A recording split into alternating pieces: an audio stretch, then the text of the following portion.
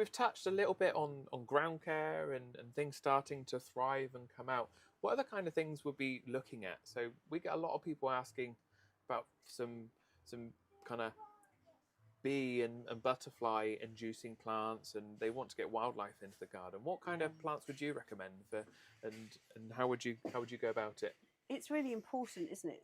For me, I've always looked at plants and the wildlife of the garden as being equally important to each other. It's all life, isn't it? And it's all movement and colour and everything together.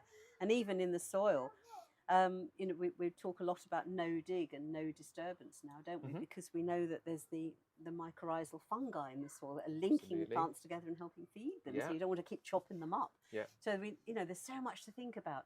And as well as getting, most plants, especially those with fairly open flowers, we're looking at primroses here, and we can see some that have got very open flowers where you can see the pollen and the nectar readily available, and there are others that are very double and they're not really showing as much. So if you want to attract more pollinators, then you'd be looking for the more simple flowers in the garden.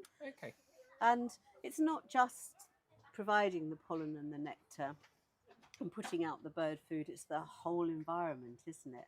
And so not going overboard on pest control, and I don't even try to control any of mine, because eventually you find that there's so much going on within the wildlife of your garden that they start to do it for you. And I'm sure you might know that as well. It is an amazing little system, and they all have a job to do in the garden. People worry about aphids, they worry about slugs and snails, they worry about woodlice, although they don't. I don't think they do much harm in the garden. Like the bugwoods, but they're all the food, the natural food for other things, going right down the chain. So I just leave them all to get on with it, and find that I end up with a healthier garden as a result. Amazing, fantastic.